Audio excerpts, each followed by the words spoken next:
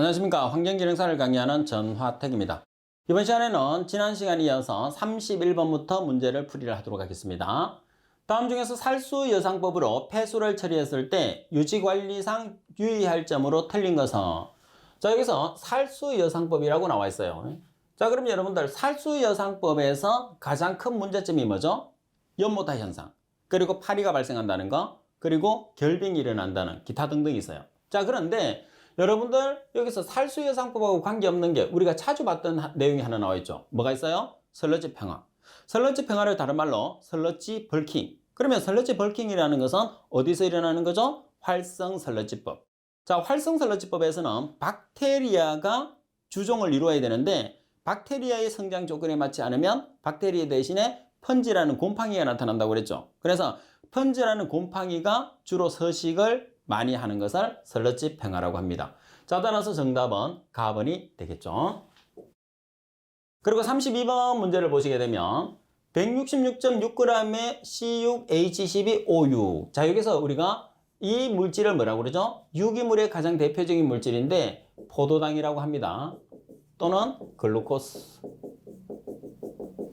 완전한 현미성분해라고 한다고 했어요. 현미성분해를 한다고 가정했을 때 발생 가능한 CH4의 가스 용적은, CH4라는 것은 메탄이죠. 그럼 여러분들이 포도당의 현미성분해를 하게 되면 발생되는 대표적인 물질이 CO2와 메탄이에요. 그러면 탄소의 개수가 반으로 나눠진다고 생각하시면 됩니다. 포도당의 탄소가 6개 있으니까 CO2 3개, CH4 3개 이렇게 나눠지는 거예요. 그러면 포도당이 지금 그람으로 나와 있으니까 포도당은 분자량을 사용을 합니다. 반면에 메탄은 정답에서 리터로 계산하라고 그랬으니까 체적으로 계산을 해주시면 돼요. 따라서 여러분도 분자량을 썼을 때는 중량으로 계산했을 때는 개수 곱하기 분자량, 체적을 사용했을 때는 개수 곱하기 22.4. 따라서 리터라는 단위를 사용하게 되면 분자량은 그람을 쓰게 됩니다. 따라서 166g일 때는 메탄이 몇 리터가 되느냐 그러죠. 자, 따라서 계산했을 때는 대각선으로 계산을 해서 미지수 메탄에 대한 값으로 정리를 하게 되면 62.20리터라는 값이 나오죠. 그래서 주로 우리가 현미성 분해에서 발생하는 메탄의 값보다는 호기성 분해에서 발생하는 산소량이나 이론 공기량을 계산하는 문제가 절대적으로 많이 나오죠. 그리고 33번에 보면 무기영집제가 되는 여러분들 알루미늄염의 장점이 아닌 것을 찾으시오, 이렇게 문제가 나왔어요. 그러면 여기서 잠깐 응집제에 대해서 여러분들 정리를 좀 하고 넘어가겠습니다. 자, 응집제의 종류에 보면 황산 알루미늄이 있어요. 자, 황산 알루미늄이 있고 철염이 있습니다. 자, 철염이라는 것은 황산 제1철 그리고 염화 제2철을 의미하죠. 자, 제일 중요한 것은 뭐냐면 적정 pH 범위예요. 그럼 황산 알루미늄은 pH가 5에서 8이 적정 pH. 그래서 pH 범위가 좁다 이렇게 이야기하죠. 뭐에 비해서? 철염에 비해서. 반면에 철염 같은 경우에서는 pH가 4에서 12 정도로 넓어요. 특히 염화 제2철 같은 경우에서는. 자, 그리고 침강 속도를 보시면 아무래도 알루미늄보다는 철이 무겁잖아요. 그죠? 그래서 느리다. 철염은 빠르다. 그리고 가격을 보시면 알루미늄은 저렴하다. 그리고 철염은 비싸다. 그래서 일반적으로 가장 많이 사용하는 게 황산 알루미늄이 됩니다. 황산 알루미늄을 우리가 알룸이라고 하죠. 자, 그럼 문제로 들어가서 일반의 적정 pH 폭이 2에서 12 정도로 매우 넓다 되어 있어요. 그래서 적정 pH 폭은 얼마? 5에서 8 정도로 철염에 비해서 좁다 이렇게 돼야 되겠죠. 나머지 독성이 거의 없어서 대량으로 주입할 수 있다. 그리고 답은 시설을 더럽히지 않는 편이다. 라번의 가격이 저렴한 편이다. 그래서 여러분들이 비교를 하는 내용에서 이 내용을 꼭 기억을 하고 계셔야 됩니다. 그러면 답을 찾기가 상당히 유리하죠. 그리고 34번 문제를 보시게 되면 34번 형태도 상당히 시험에서 지금 자주 나오고 있어요.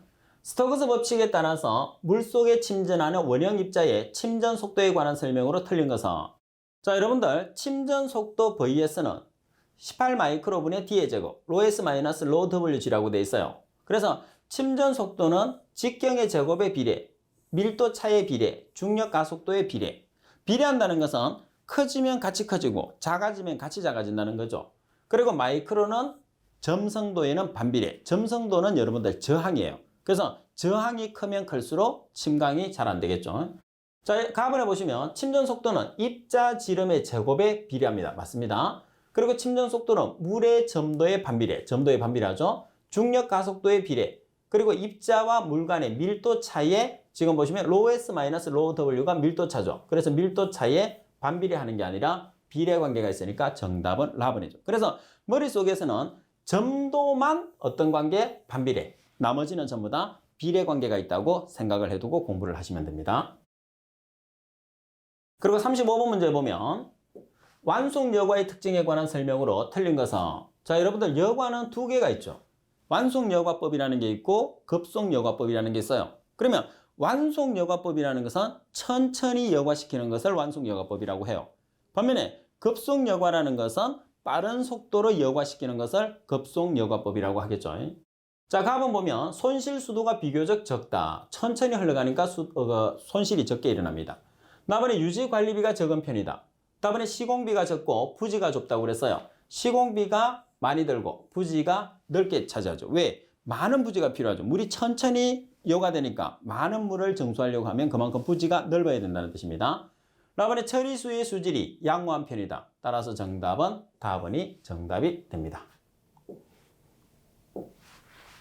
그리고 36번 문제 보면 쓰레기 발생량과 성상에 영향을 미치는 요인에 관한 설명으로 틀린 것은, 갑은 수집 빈도가 높을수록 그리고 쓰레기통이 클수록 발생량이 감소하는 게 아니고 증가하죠. 그래서 빨리빨리 쓰레기통을 비워주면 거기에 쓰레기를 많이 넣고 쓰레기가 가득 넘치게 되면 쓰레기를 덜 버리는 경향을 보이게 됩니다.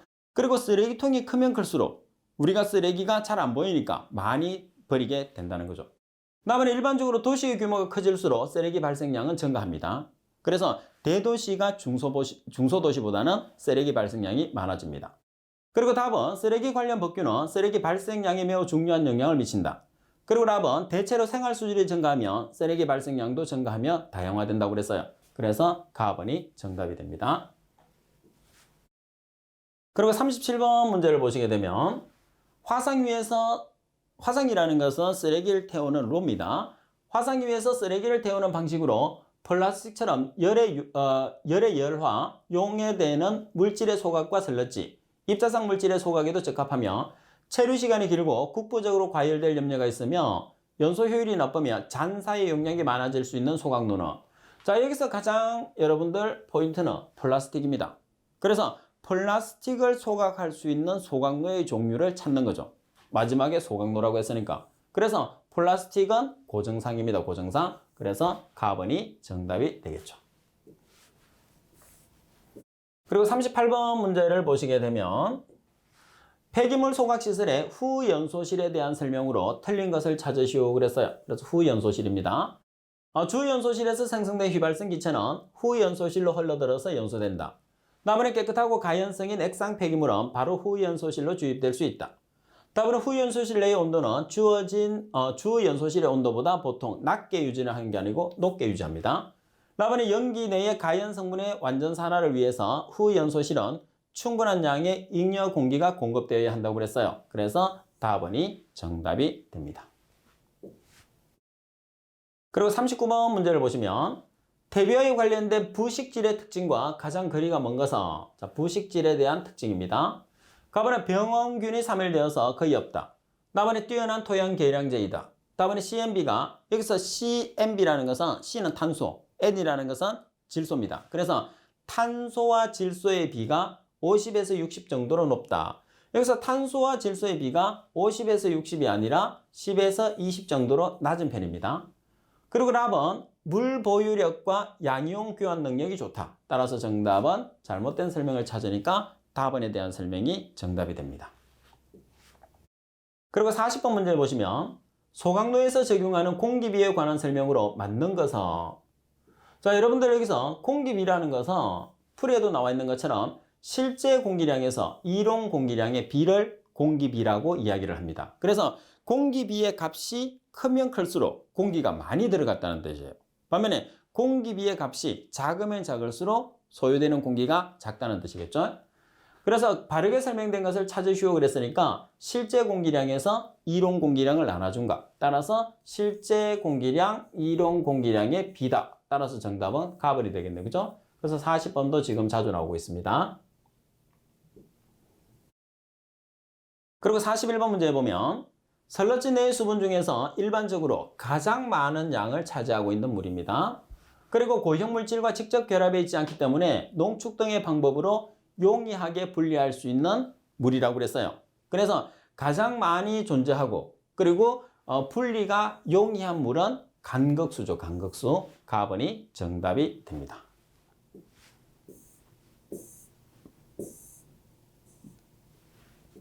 그리고 42번 매립지에서 침출수 발생에 영향을 미치는 인자로 그리가 틀린 것은 여러분들 침출수라는 것은 매립장에서 배출되는 물이에요. 그러면 침출수에 가장 크게 영향을 주는 요인을 물을 수도 있거든요. 그러면 침출수가 생길 수 있는 가장 큰 요인은 당연히 뭐가 되죠? 강우입니다. 그래서 우리가 우수 배제 시설을 사용을 한다고 하지만은 우수를 완전히 배제를 시킬 수는 없어요. 따라서 침출수의 주성분은 강우가 된다는 거. 가번에 강우 침투량, 라번에 유출 개수, 다번에 정발산량, 라번에 교통량이 있어요. 그래서 라번에 보시면 교통량과는 아무런 관계가 없다. 당연히 침출수, 물이 생기는 매립지에서 발생되는 침출수와 차량하고는 전혀 관계가 없어요. 그래서 정답은 라번.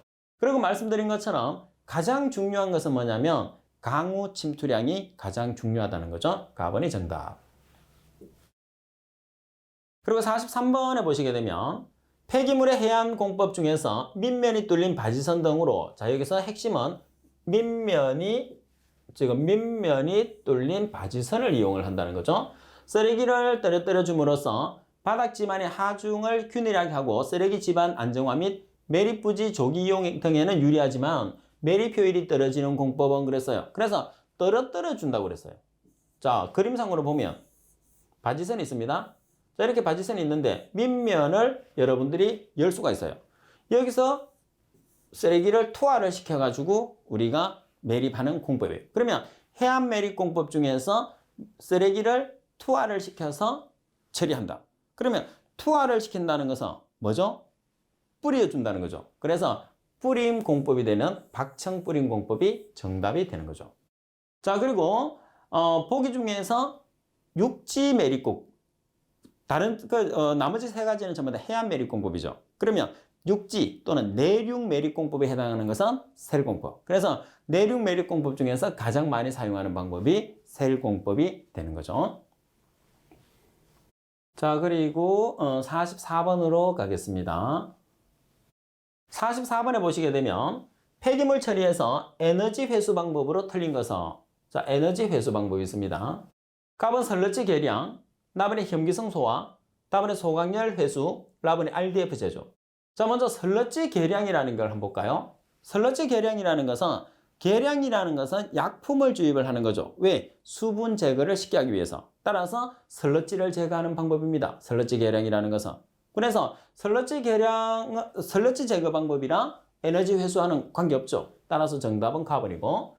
다음에 혐기성 소화를 시키게 되면 여러분들이 메탄가스가 발생하죠. 그래서 에너지가 회수됩니다. 당연히 소각열을 회수해서 이용을 하니까 에너지가 회수되고 그리고 RDF 제조라는 것, RDF라는 것은 뭐죠? 우리가 폐기물 중에서 가연성 성분을 아주 작게 파쇄를 시켜요. 파쇄를 시킨 다음에 제가 가지고 있는 펜 모양의 크기로 압축을 해서 만들어 놓은 연료를 RDF, 고형화 연료입니다.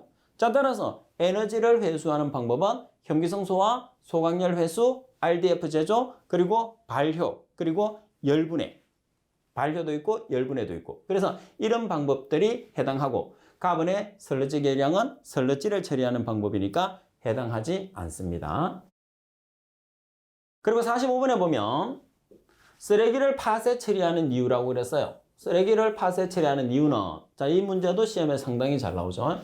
가번에 보시면 여러분들 항상 겉보기 밀도와 비표면적을 꼭 구별을 하라고 그랬어요. 두 가지는 무조건 첨가를 해야 된다는 게 가장 핵심이에요. 자, 그런데 겉보기 밀도가 감소한다고 되어 있으니까 정답이 바로 나왔습니다.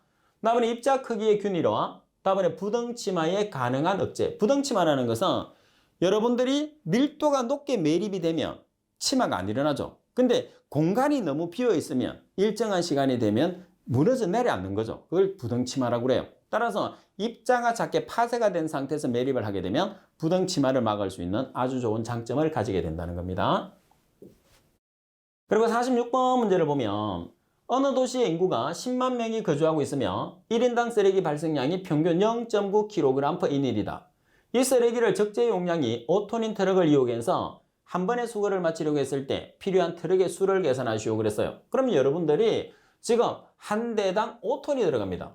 그러면 쓰레기 발생량을 톤으로 만들면 돼요. 그래서 지금 0.9kg/인일 하루에.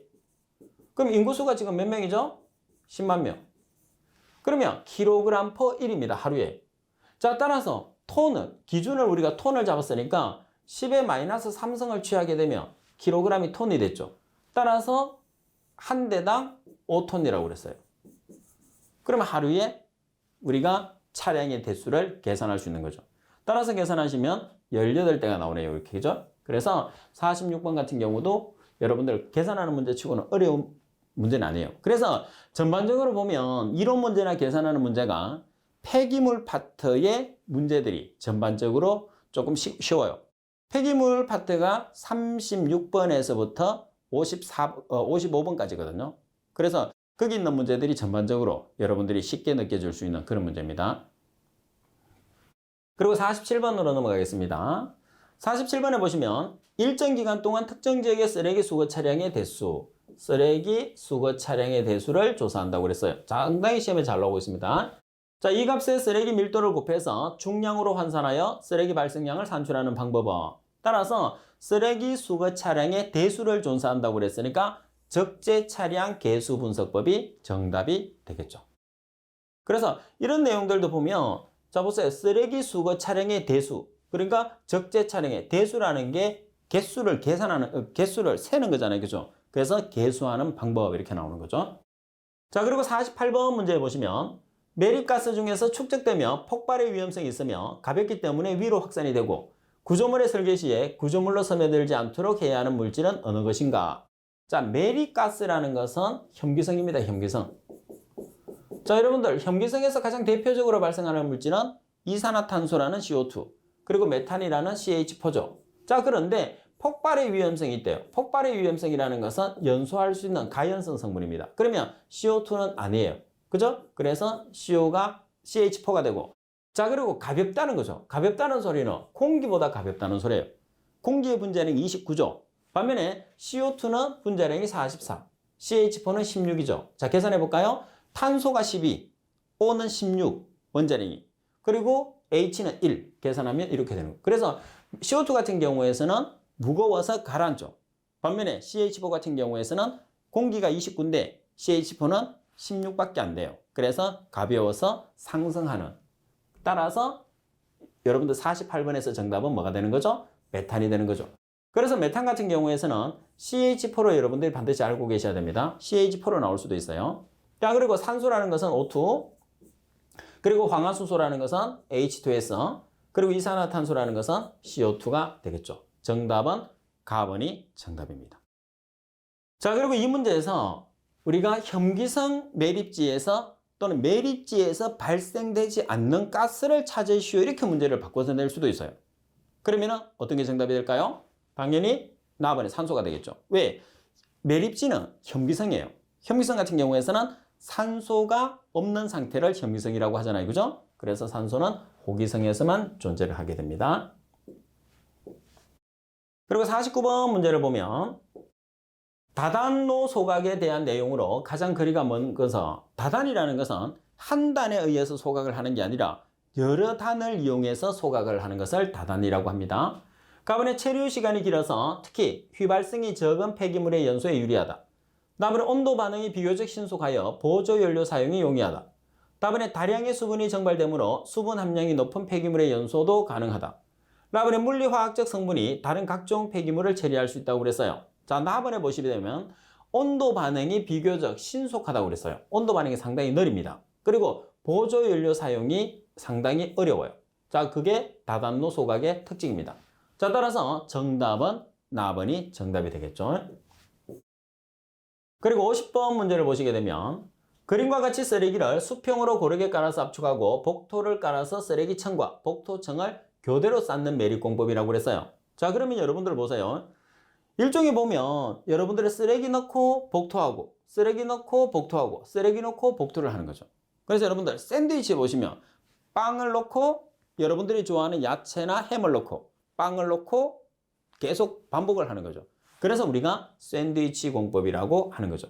반면에 여기서 샌드위치 공법을 우리가 사용하게 되면 어떤 문제점이 생기느냐면 반면에 여기서 가스가 생겼단 말이에요. 가스가 생겨서 화재가 나게 되면 이 전체가 화재가 다 나는 문제점을 가지고 있어요.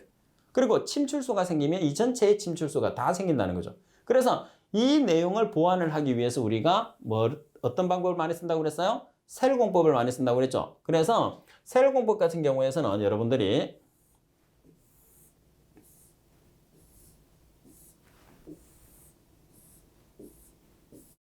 자, 지금 제가 표시를 했을 때 붉은색으로 표시하는 부분은 쓰레기를 넣는 부분이에요. 그리고 검은색으로 표시하는 부분은 복토를 하는 부분이죠. 자, 따라서 이렇게 여러분들이 그 매립장을 구성하다 보니까 만약에 여기서 침출소가 생겼어요. 그럼 침출소가 여기서밖에 존재를 할 수 없는 거죠. 다른 공간으로 이동을 못 하죠. 그리고 가스가 발생해서 화재가 났다 하더라도 여기서만 화재가 나는. 그래서 가장 안전한 방법이 됩니다. 따라서 가장 많이 사용하는 방법이 셀 공법이에요. 자, 그리고 또 여러분들 시험에서 나올 수 있는 게 뭐냐 하면 압축 매립 공법. 이 문제도 시험에서 상당히 잘 나오거든요. 자, 그러면 압축 매립 공법이라는 것은 어떤 식으로 나타내느냐면 매립장이 있어요. 그러면 미리 여러분들이 더미 형태를 만드는 거죠. 쓰레기를 더미 형태를 만들어서 더미를 여기서 집어넣어요. 그런 다음에 복토를 합니다. 자, 복토를 하고 그리고 또 다시 쓰레기를 더미로 만들어서 매립을 해요. 그리고 복토를 하고. 그래서 이런 형태로 하는 것을 압축 매립. 그래서 압축 매립 공법은 더미 형태라는 말이 반드시 주어지게 되겠죠. 그래서 꼭 설명을 기억을 하시고. 자, 그리고 아무래도 그 매립 공법에서는 가장 중요한 게 뭐냐면 내륙 매립 공법과 해안 매립 공법을 구별하는 문제가 가장 중요한 문제가 됩니다. 자, 계속 나오면 계속해서 설명을 드리겠습니다. 그리고 51번 문제를 보시게 되면 폐기물의 원소를 분석한 결과 탄소가 42%, 산소가 40%, 수소가 9%, 회분이 7%, 황이 2%였다. 듀룡식을 이용해서 계산했을 때 고위 발열량은 자, 여러분들 듀룡식을 이용을 한다는 소리는 고위 발열량을 계산한다는 뜻이에요. 그리고 이 문제도 상당히 자주 나오죠. 그러면 먼저 여러분들이 듀룡 공식을 반드시 암기를 해 놓으셔야 돼요. 이건 공식에 의해서 문제를 풀 수 있거든요. 따라서 듀룡 공식이라는 것은 여러분들이 값을 앞에서 한 문제가 그런 문제가 있었는데 8100C 플러스 34,240 이런 식으로 구체적으로 나올 수도 있는데 여러분들은 그냥 34,000이라고 생각하시면 돼요. H-8분의 5 플러스 2500S. 그래서 여기서 숫자가 조금씩 바뀌어서 옛날에 사용하던 값들과 지금 사용하는 값들이 조금씩 다르기 때문에 그래요. 서로 틀리겠다는 게 아니고. 그래서 값을 근사치로 묻게 됩니다. 자, 그러면 C라는 것은 탄소죠. 탄소가 42%니까 0.42를 대입하시면 되고 그리고 H자리, H가 지금 수소죠. 9%니까 0.09를 대입하시고 그리고 O는 산소입니다. 산소가 40%니까 0.4를 대입하시고 그리고 S가 황이죠. 황은 2%니까 0.02. 그래서 대입을 하실 때는 퍼센트를 없애고 다시 말해서 100으로 나눠준 다음에 여러분들이 대입을 해주시면 돼요. 따라서 값을 계산하면 4,812kcal/kg이라는 값이 나오게 됩니다. 그리고 52번 문제를 보시게 되면 다음 중에서 MHT에 관한 설명으로 틀린 것은 MHT 같은 경우에서는 여러분들이 이론적인 내용과 계산하는 문제가 상당히 잘 나오죠. 그리고 MHT에 대한 정의도 많이 묻게 되고 가번에 man-hour 톤을 뜻한다. 다음에 폐기물의 수거 효율을 평가하는 단위로 쓰인다. 다음에 MHT가 클수록 수거 효율이 좋다. MHT가 크면 클수록 수거 효율이 낮은 거죠. 그죠? 그리고 다음에 수거 작업 간의 노동력을 비교한 것이다. 따라서 정답은 답은입니다. 그래서 여기서 여러분들이 보면 여러분들 수거 효율이 높다는 소리는 보세요. 톤이 쓰레기의 수거량이거든요. 그래서 쓰레기 수거량에 비해서 사람 수가 많다는 소리예요. 그래야지 값이 커지죠. 그러면 사람 수가 많다는 소리는 비효율적인 작업 방법이 된다는 그런 뜻이 되겠죠. 자, 따라서 정답은 52번의 답은이 되겠죠. 그리고 53번 문제를 보시면 다음 중에서 작용하는 힘에 따른 폐기물의 파쇄 장치의 분류로 틀린 것은 답은 전단식 파쇄기. 칼날을 이용해서 우리가 파쇄를 하는 것을 전단식이라고 그러죠. 그리고 햄머와 같은 무거운 물체를 이용해서 충격을 줘서 파쇄하는 걸 충격식 파쇄기. 그리고 압축을 하는 압축식 파쇄기. 그리고 공기식 파쇄기라는 것은 없습니다. 그래서 정답은 라번. 따라서 파쇄에 작용하는 세 가지 힘이 있죠. 위에서 쿵, 충격력. 그리고 옆에서 쭉 밀고 들어옵니다. 압축력. 그리고 날카로운 칼날을 이용해서 전단력. 따라서 그 내용과 같은 내용이죠. 자, 그리고 여러분들 전단식 파쇄기에 관계되는 설명도 같이 기억을 해주시면 됩니다. 그리고 54번 문제를 보시게 되면 밀도가 1g/cm의 삼성이 폐기물을 10kg의 고형화 재료 2kg을 첨가해서 고형화시켰더니 밀도가 1.2g/cm의 삼성으로 증가하였다. 이 경우에 부피 변화율을 계산하시오 그래요. 자, 그러면 부피 변화율을 계산하는 식을 보시면 1 플러스 mr 곱하기 로우 1 마이너스 로우 2가 있어요. 그러면 여기서 여러분들 mr이라는 것은 어디서 보셨어요? 이론 공부를 했을 때 고형화 편에서 우리가 봤습니다. 그죠? 자, 따라서 mr의 정의는 혼합률로서 첨가제의 질량과 폐기물의 질량의 비입니다. 그래서 첨가제의 질량에서 폐기물의 질량을 나눠주면 mr이라는 혼합률이 되는 거예요. 그래서 여러분들이 지금 보면 폐기물이 10kg이죠. 그리고 고형화 재료가 2kg이에요. 그러면 mr이라는 값을 계산을 했을 때는 2kg 나누기 10kg이 mr이 되는 거죠. 그래서 2kg 나누기 10kg이 되는 거예요. 자, 따라서 로우1이라는 것은 뭐죠? 우리가 고형화하기 전에 밀도. 그래서 1g/cm의 삼성이 로우1. 그리고 고형 후의 밀도가 로우2. 1.2g/cm의 삼성이죠. 아무래도 고형화 전이 밀도가 작은 값이 되겠죠. 고형화 후가 무거우니까 밀도가 큰 값이 돼요. 따라서 계산을 해보면 1 플러스 mr이라는 것은 2kg 나누기 10kg. 그리고 로우1이라는 것은 고형화 전의 밀도 1g/cm의 삼성. 그리고 로우2라는 것은 고형화 후의 밀도 1.2g/cm의 삼성. 따라서 값을 계산하면 부피 변화율은 1.0이라는 값이 나오게 됩니다. 그리고 55번 문제 보면 다음 중에서 폐기물의 기계적 선별 방법으로 틀린 것을 찾으시오 그랬어요. 자, 여기서 기계적인 선별 방법입니다. 가번의 체선별, 나번의 공기선별, 다번의 용제선별, 라번의 관성선별이에요. 그래서 기계적 선별은 기계를 이용해서 선별을 한다는 뜻입니다. 따라서 가번, 나번, 라번이 되겠죠. 그래서 용제선별은 아니죠. 그리고 56번 음의 회절에 관한 설명 중에서 틀린 것을 찾아라고 그랬어요. 가번, 회절하는 정도는 파장에 반비례한다. 보통 우리가 문제를 풀었을 때 비례와 반비례라는 말이 나오면 답이 될 가능성이 상당히 높아요. 그래서 내가 잘 모르면 반비례가 들어가 있는 게 답이 될 가능성이 거의 대부분이라는 뜻입니다. 자, 따라서 여기서는 회절하는 정도는 파장에 반비례하는 게 아니라 비례한다고 돼야지 맞는 말이죠. 다음에 설렛의 폭이 좁을수록 회절하는 정도가 크다. 다음에 장애물 뒤쪽으로 음이 전파되는 현상이다. 라번의 장애물이 작을수록 회절이 잘 된다고 그랬어요. 가번이 정답. 그리고 57번에 보시면 다음 갈로 안에 들어갈 말로 맞는 것은 한 장소에 있어서 특정의 음을 대상으로 생각할 경우 대상 소음이 없을 때 그 장소의 소음을 대상 소음에 대한 갈로라고 한다고 그랬어요. 그러면 지금 소음의 정의를 묻고 있는 거죠. 그래서 배경 소음에 대한 정의를 묻고 있습니다. 그리고 58번 문제 보시면 가속도 진폭의 최대값이 0.01m/s의 제곱인 정현 진동의 진동 가속도 레벨은 얼마인가? 단 기준은 10-5성 m/s의 제곱이라고 되어 있어요. 따라서 진동 가속도 레벨이 VAL입니다. 그럼 20로그 AR분의 AS. 그래서 계산을 하면 단위가 이제 데시벨이 나오는데 먼저 AS라는 값을 계산을 해야 돼요. AS라는 것은 측정 대상 진동의 시료치입니다. 따라서 루트 2분의 AM. AM이라는 것은 진폭의 최대값을 뜻합니다. 그래서 AM이라는 것은 M은 max를 뜻합니다. max. 따라서 0.01m/s의 제곱을 대입을 하시면 7.071 곱하기 10의 마이너스 3성 m/s의 제곱이라는 AS가 나왔어요. 그러면 VAL이라는 진동 가속도 레벨은 20로그 AS가 7.071 곱하기 10의 마이너스 3성 m/s의 제곱을 계산을 했죠. 나누기 여러분들 AR이라는 값은 기준값 10의 마이너스 5성 m/s의 제곱이에요. 따라서 계산하시게 되면 56.99dB이라는 값이 나오게 됩니다. 그리고 59번 문제를 보시게 되면 공해 진동에 관한 설명으로 틀린 것을 찾으시오 그랬어요. 자, 공해 진동입니다. 가번의 진동수 범위는 1000에서 4000Hz 정도이다. 다음에 문제가 되는 진동 레벨은 60dB부터 80dB까지가 많다.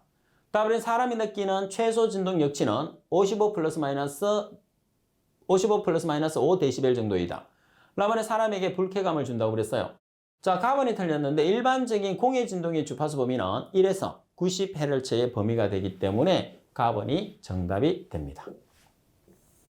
그리고 60번에 보시면 무지향성 점원을 두 면이 접하는 구석에 위치시켰을 때의 지향지수는 얼마인가 그랬어요. 그래서 지금 여러분들이 보시다시피 지향계수와 지향지수의 값들이 나와 있는데 첫 번째 보면 어머니 자유공간이 있는 경우에서는 지향계수가 1, 지향지수가 0가 됩니다. 반면에 어머니 반자유공간에 있는 경우에서는 지향지수가 2, 그리고 지향계수가 2, 지향지수는 플러스 3dB이 됩니다. 그리고 어머니 두 면이 접하는 구석에 있는 경우에서 지향계수는 4, 그리고 지향지수는 플러스 6dB. 그리고 어머니 세 면에 접하는 구석에 있는 경우에서는 지향계수가 8, 그리고 지향지수가 플러스 9dB이 되는 거예요. 그러면 지금 여기서 보시면 단서가 두 면이 접하는 구석에 위치하고 있다고 그랬어요. 그래서 두 면이 접하는 구석에 있다. 자, 따라서 뭐를 계산하는 거죠? 지향지수를 찾는 거예요. 자, 따라서 지향지수라는 것은 플러스 6dB이 되는 거죠. 따라서 정답은 답은에 플러스 6dB이라는 값이 정답이 됩니다. 자, 이렇게 해서 오늘도 여러분들과 즐겁게 수업을 마쳤는데, 자, 여러분들은 수업이 어땠나요? 항상 말씀드리겠지만은 항상 여러분들도 공부를 조금만 더 열심히 하셔서 누구나 즐거운 수업이 됐으면 제가 바랄 게 없겠죠. 그죠? 그래서 항상 여러분들이 그럴 수 있으려면 복습을 여러분들이 철저하게 하면 누구나 수업이 즐거워지고 여러분들이 서서히 이제 가면 갈수록 아는 것이 더 많아지게 되고, 그래, 아는 것이 많아진다는 소리는 답을 쉽게 찾아낼 수 있다는 소리입니다. 자, 누구나 그날이 될까지 열심히 화이팅 해 주십시오. 자, 오늘 수업은 이것으로 마치겠습니다. 수고하셨습니다.